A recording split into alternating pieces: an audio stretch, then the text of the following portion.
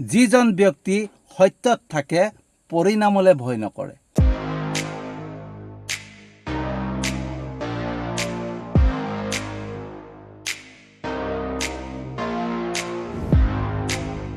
Good morning বন্ধুসকল, সুপ্ৰভাত বন্ধুসকল। যিসকল ব্যক্তি সততাত থাকে, সত্যক নিজৰ আদৰ্শ হিচাপে লয়, নিজৰ চিন্তাধাৰা নিজৰ মনোভাৱত সদায় সততাক ৰাখে, সততাৰে কৰ্ম কৰে, কৰ্মক গুৰুত্ব দিয়ে, তেনে লোক সদায় প্ৰবল আত্মবিশ্বাসী হয়। তেওঁলোকৰ নিজৰ মাজত বিশ্বাস থাকে। তেওঁলোকে এটা কাৰণে নিজৰ মাজত বিশ্বাস থাকে, নিজৰ মাজত প্ৰবল আত্মবিশ্বাস থাকে, কাৰণ তেওঁলোকে সদায় সততাক মানি চলে, সত্যত থাকে। আৰু যি ব্যক্তি সত্যত থাকে নহয়, তেওঁৰহে আত্মবিশ্বাস প্ৰবল হয়, হয়নে?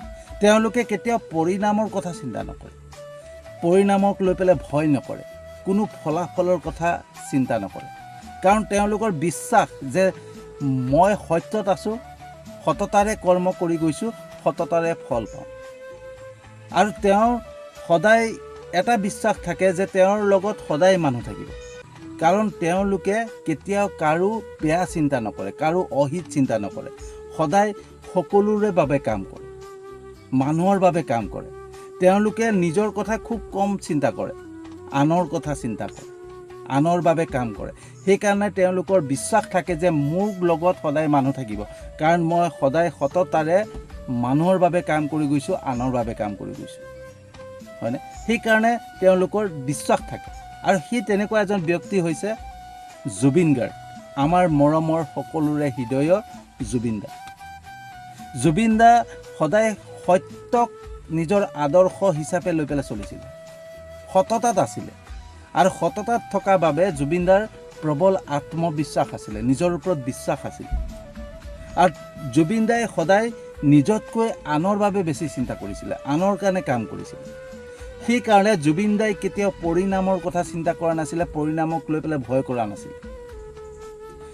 জুবিন দাই কেতিয়াও ফলাফলৰ কথাও চিন্তা কৰা নাছিলে, মই কি পাম, মোৰ কিমান আহিব, সেইবিলাক কথা চিন্তা কৰা নাছিলে, মই ক'ত যাম, কি কৰিম, সেইবিলাক চিন্তা কৰা নাছিলে।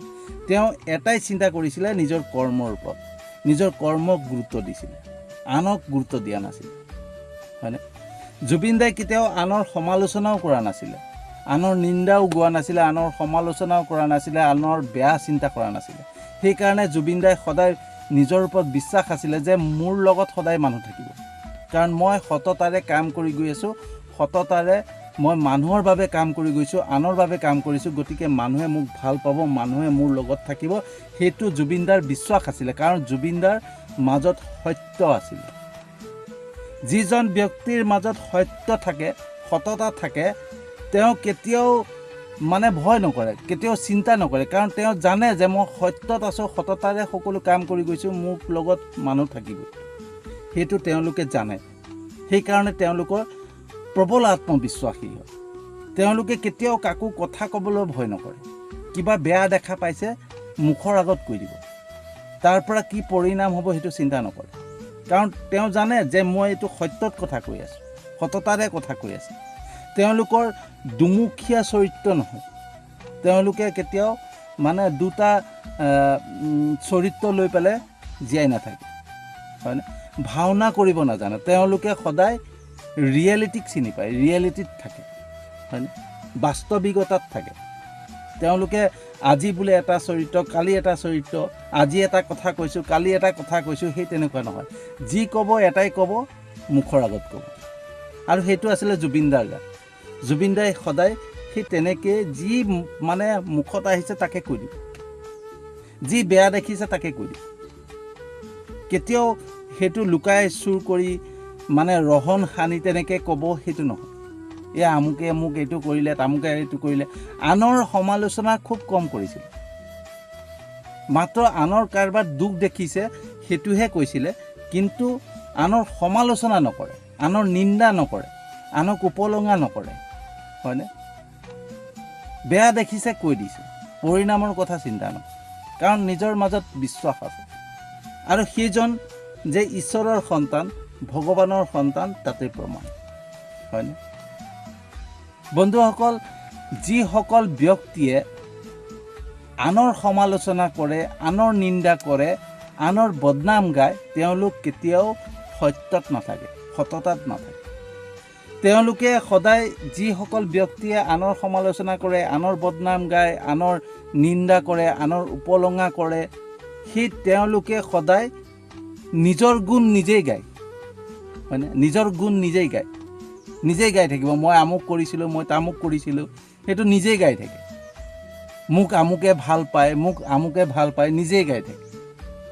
কিন্তু যিজন ব্যক্তি সততাত থাকে, যেনে জুবিন দাই কেতিয়াও সেই কথা কোৱা নাছিলে যে মোক আমুকে ভাল পায়, মোক আমুকে ভাল পায়, সেইটো কেতিয়াও কোৱা নাছিলে। জুবিন দাই নিজৰ গুণ কেতিয়াও গোৱা নাছিলে, নিজক লৈ পেলাই প্ৰমাণ কৰিবলৈ কেতিয়াও যোৱা নাছিলে। সেইজন ব্যক্তিয়ে নিজক লৈ পেলাই প্ৰমাণ কৰিবলৈ যায় যিজন ব্যক্তিৰ মাজত সততা নাথাকে, সত্য নাথাকে। সেইজনে মানুহক প্ৰমাণ দেখুৱাবলৈ যায় যে মই এইটো কৰিছিলোঁ, মই সেইটো কৰিছিলোঁ। নিজৰ মানে নিজে যিখিনি কাম কৰিছিলে সেইখিনি প্ৰমাণ দেখুৱায় মানুহক যে মই এইটো কৰিছিলোঁ, চাওক মই এইটো কৰিছিলোঁ। সেইজন ব্যক্তিয়ে দেখুৱায় যাৰ মাজত মানে মিছা সোমাই থাকে, যাৰ মাজত মানে বেয়া ভাৱ সোমাই থাকে, বেয়া চিন্তা সোমাই থাকে। সেই তেনেকুৱা মানুহে সদায় নিজৰ গুণ নিজেই গায়, নিজৰ প্ৰমাণ নিজেই দিবলৈ যায়। এজন সত্যত থকা মানুহ, এজন সততাত থকা মানুহে নিজৰ গুণ নিজেই নাগায়, নিজেই কেতিয়াও প্ৰমাণ দিব নাযায় যে মই সত্যত আছোঁ, সেইটো প্ৰমাণ দিবলৈ নাযায়। আপোনালোকে হয়তো দেখা পাই আছে, এইকেইদিন হয়তো দেখা পাই আছে, যিসকল ব্যক্তিয়ে সদায় মানে প্ৰমাণ দিবলৈ গৈ আছে যে মই এইটো কৰিছিলোঁ, মই সেইটো কৰিছিলোঁ, মই এইটো কৰিছিলোঁ। যদি তেওঁ সত্যত আছে, তেওঁ প্ৰমাণ কিয় দিব লাগে? মানুহে নিজেই দেখা পাব। যদি মই সত্যত আছোঁ, মই সততাৰে কৰ্ম কৰি গৈছোঁ, মই কৰ্মক গুৰুত্ব দিছোঁ, মই যোনটো কৰ্ম কৰিছোঁ সততাৰে কৰিছোঁ, তেতিয়াহ'লে সেই কৰ্মক লৈ পেলাই মই মানুহক প্ৰমাণ দিবলৈ দৰকাৰ নাই, আৱশ্যক নাই। মোৰ নিজৰ মাজত আত্মবিশ্বাস আছে, মই সততাৰে কৰ্ম কৰি যাম। কোনোবাই মোৰ কথা কি কৈছে, কোনোবাই মোৰ কথা কি কৈছে, সেইটো লৈ পেলাই মোৰ গুৰুত্ব নাথাকে যদি মই সততাত থাকোঁ। মই কেতিয়াও পৰিণামৰ কথা চিন্তা নকৰোঁ যে মোৰ কি হ'ব। মই সততাৰে মোৰ কৰ্ম কৰি যাম। যদি মোৰ মাজত অসত্য সোমাই আছে, মোৰ মাজত যদি অপৰাধ সোমাই আছে, মোৰ মাজত যদি বেয়া ভাৱ সোমাই আছে, তেতিয়াহে মই প্ৰমাণ দি ফুৰিম যে মই এইটো কৰিছিলোঁ, মই সেইটো কৰিছিলোঁ, মই এইটো কৰিছিলোঁ, আমুকে এইটো কৰিছে, তামুকে সেইটো কৰিছে। সেইবিলাক কোনে গায়?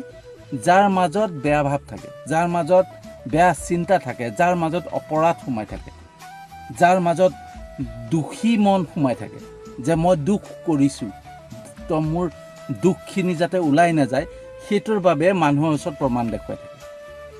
কিন্তু জুবিন দাই কেতিয়াও কাৰো ওচৰত প্ৰমাণ দিয়া নাছিলে যে মই আমুকৰ বাবে এইটো কৰিছোঁ, তামুকৰ বাবে সেইটো কৰিছোঁ, আমুকে মোৰ কথা এনেকৈ কৈছে, তামুকে মোৰ কথা এনেকৈ কৈ আছে, মই কিন্তু এইটোহে কৰিছিলোঁ। সেইটো জুবিন দাই কিন্তু সেইটো কথা কেতিয়াও কোৱা নাছিলে। জুবিন দাই সততাৰে নিজৰ কৰ্ম কৰি গৈছিলে আৰু এটাই কৈছিলে, ঘেণ্টা কাকো খাতিৰ নকৰোঁ। আৰু খাতিৰ কৰাও নাছিলে, কেতিয়াও জুবিন দাই কাকো খাতিৰ কৰা নাছিলে, কাকো ভয় কৰা নাছিলে, কাৰো মানে মই যিখিনি কথা কৈছোঁ তাৰ পৰিণাম কি হ'ব পাৰে সেইটো কথা চিন্তা কৰা নাছিলে।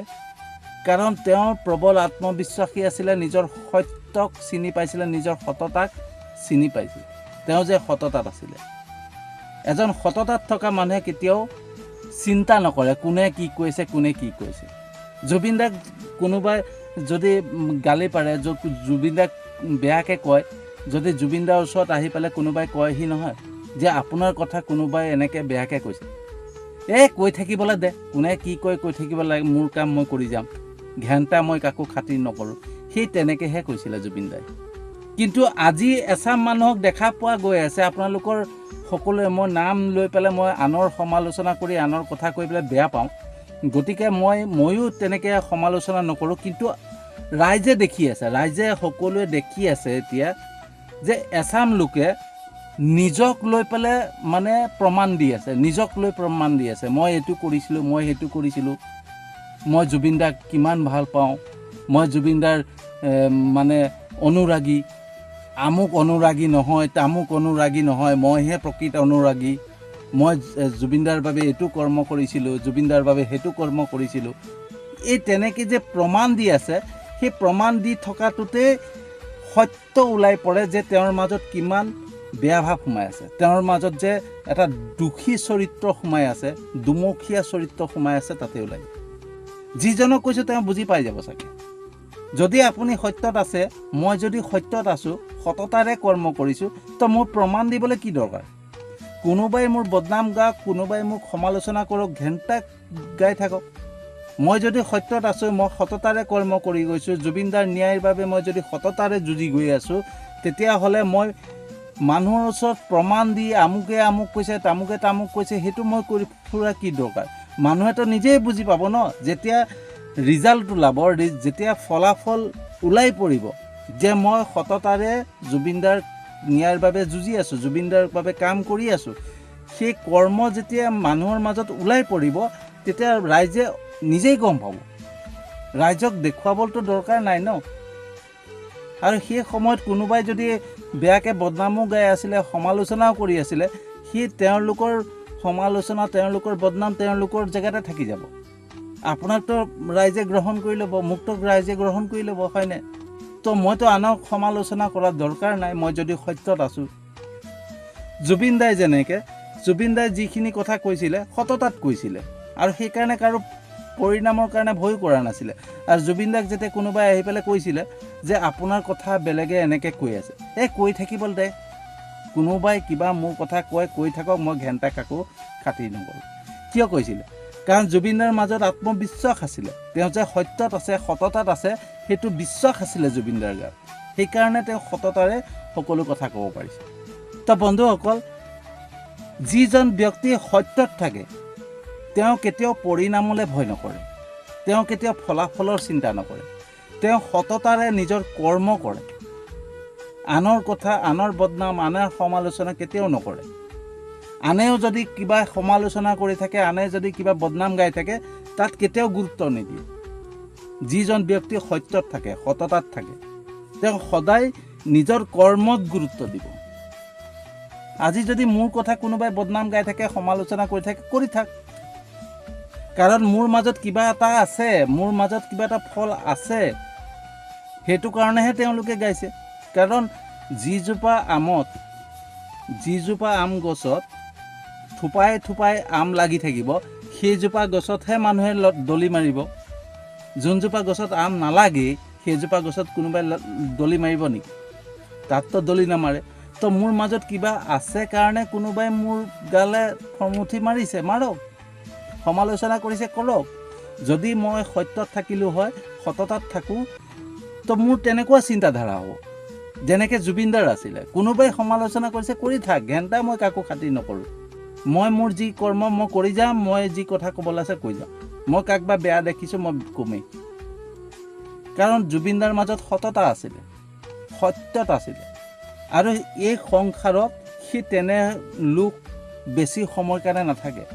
মই এখন কিতাপ পঢ়িছিলোঁ, যিসকল ঈশ্বৰৰ অংশ হয়, যি আত্মা ঈশ্বৰৰ অংশ হয়, যিজন ব্যক্তি ঈশ্বৰৰ দূত হৈ আহে, ঈশ্বৰৰ এটা অংশ হৈ আহে, সেইসকল লোক মাত্ৰ ঈশ্বৰৰ কৰ্ম কৰিবলৈ আহে। যেতিয়াই কৰ্ম সমাপন হয়, তেতিয়াই গুচি যায়।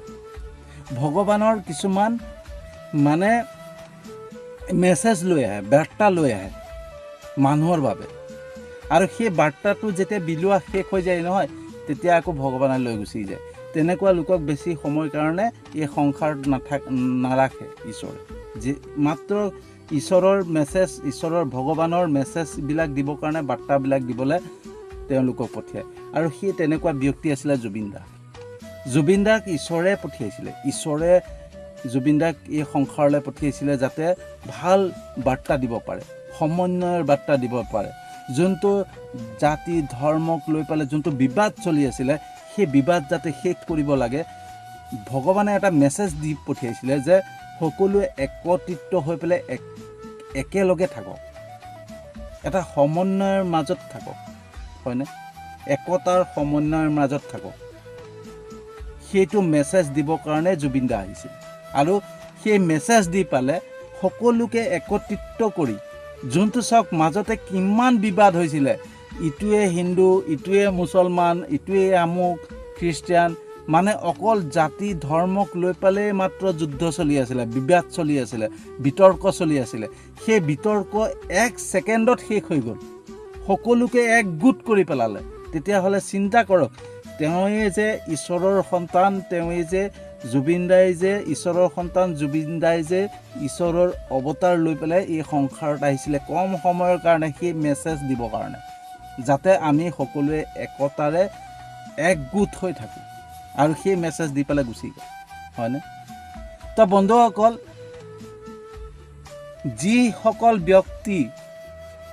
যিজন ব্যক্তি সদায় সত্যত থাকে, তেওঁ কেতিয়াও পৰিণামৰ কথা চিন্তা নকৰে, কেতিয়াও ফলাফলৰ কথা চিন্তা নকৰে। তেওঁলোকে সদায় নিজৰ কৰ্মত গুৰুত্ব দিয়ে। কোনে কি কৈছে, কোনে সমালোচনা কৰিছে, সেইবিলাকত গুৰুত্ব নিদিয়ে, হয়নে? তো বন্ধুসকল, কেনেকুৱা লাগিলে জনাব। যদি সঁচাকৈ ভাল লাগিছে, ভিডিঅ'টো যিমান পাৰে শ্বেয়াৰ কৰিব, যাতে সকলো ৰাইজলৈকে এই ভিডিঅ' যায়, আৰু সকলো ৰাইজে মানুহক চিনি পাবৰ কাৰণে বুজি পায়, মানুহক চিনি পায়, যাতে যে কোনজন দুমুখীয়া চৰিত্ৰৰ মানুহ, কোনজন সত্যত আছে, সেই বস্তুটো যাতে মানুহে চিনি পায়, মানুহৰ চৰিত্ৰক চিনি পায়। সেইটো কাৰণে এই ভিডিঅ'টো যিমান পাৰে শ্বেয়াৰ কৰিব। মই জানো আপোনালোকে মোৰ ভিডিঅ' শ্বেয়াৰ কৰে, লাইক কমেণ্ট কৰে, মোৰ ইউটিউব চেনেলটোতো আপোনালোকে ছাবস্ক্ৰাইব কৰিছে, মোৰ ফেচবুক প্ৰফাইলতো ফ'ল' কৰিছে। তাৰ বাবে আপোনালোকক আন্তৰিক ধন্যবাদ জনাইছোঁ। আৰু যিসকলে নাই কৰা, তেওঁলোককো মই আন্তৰিক ধন্যবাদ জনাইছোঁ, কাৰণ মোৰ বিশ্বাস আছে তেওঁলোকে এদিন নহয় এদিন মোৰ ভিডিঅ' চাব, লাইক কমেণ্ট শ্বেয়াৰ কৰিব, মোৰ ইউটিউব চেনেলটোতো ছাবস্ক্ৰাইব কৰিব, মোৰ ফেচবুক প্ৰফাইলতো ফ'ল' কৰিব। সেই বিশ্বাসেৰে আজিৰ ভিডিঅ'টো সামৰণি মাৰিছোঁ, আৰু এটা নতুন বিষয়বস্তু জুবিন দাৰ হৈ আহি আছোঁ।